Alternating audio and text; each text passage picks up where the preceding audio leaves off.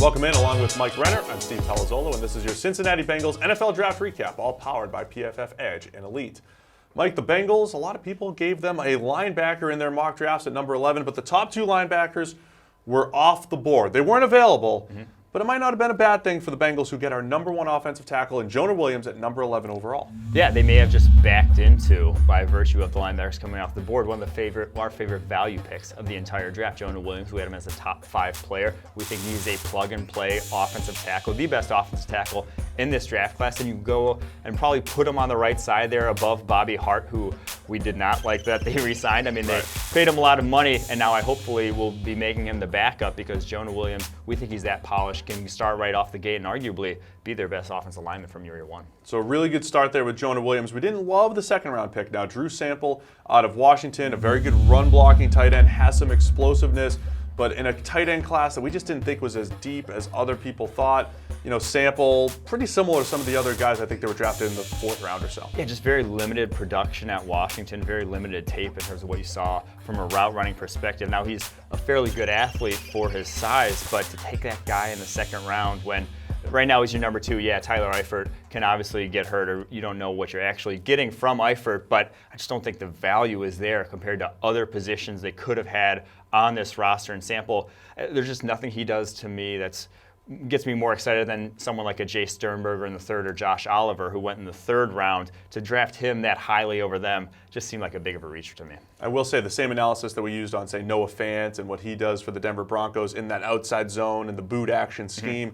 You get a guy at tight end with pretty good speed, you put him in space, he'll have some opportunities maybe to create some yards after the catch. I'm trying to skew positive here on that pick. We didn't love it. Round 3, Jermaine Pratt. They do attack the linebacker position at NC State, right around the point where we would take a guy like Pratt, and it did feel like the Bengals really needed to address linebacker at some point in this draft. Yeah, Pratt, I think good value there in the 3rd, and is a massive upgrade for that linebacking core. Add some athleticism, add some power to a linebacking core that was desperately lacking, and I think he's very good at running up and making plays in front of him, taking on blocks in the screen game and in the run game as well.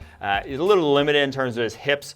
Guarding tight ends down the field, flipping him and running was my biggest issue with him. I didn't see as smooth an athlete as some of the other linebackers in this class, but in the 3rd round, I think that's where the value for him would be, and you're still getting a guy where the incremental change at the position at linebacker is still pretty great if you even get an average player out of Pratt. One of the more intriguing day 3s of any team in the NFL. Yes. The Bengals had 3 4th-round picks, starting with Ryan Finley, quarterback out of NC State. I called him Andy Dalton Light coming into the draft, and I think for an Andy Dalton Light, the 4th round's not a bad place to be. He's pretty accurate, needs a little bit more arm. Can he work at that at the next level? Maybe. But you talk about a guy that has a 10-year NFL backup potential with some starting potential as well. Nice place to get Finley. Yeah, and it's a nice guy to learn from in Andy Dalton in terms of Dalton has made a career without anything special in terms of arm strength. That's Ryan Finley, and Finley might probably have even a weaker arm than Dalton, but I think he brings that similar. He can run the same offense that Dalton's going to run there. He can come in and seamlessly, you don't have to change anything up for Ryan Finley. But that's the other 2 4th-rounders that I'm more intrigued by. Renner out of Arizona State really has nothing more than a bull rush, but he is freakishly athletic, enormous human being, going to play the nose there, and he gets to learn from the bull rush master himself and Geno Atkins. That's right. And now you get 2 pocket collapsing guys on 3rd downs. I think he could be their sub-package nose tackle who just takes the center, runs him back into the quarterback. I think that's his best role, and to get that in the 4th still has some value. And then Michael Jordan, the Ohio State center, maybe guard, maybe tackle, is extremely explosive off the snap, has his issues with his hand placement there, but he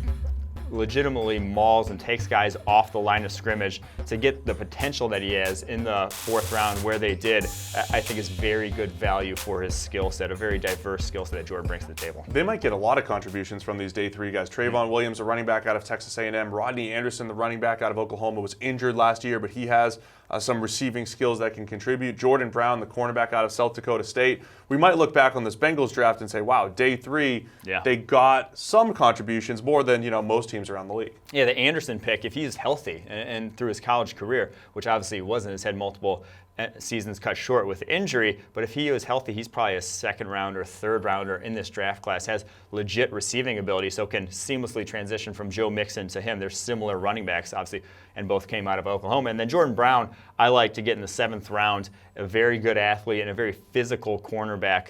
So I think he has a good shot of making this roster. So there you have it. It's your Cincinnati Bengals NFL draft recap. Well-rounded draft to keep an eye on day 3. It's all been powered by PFF Edge and Elite.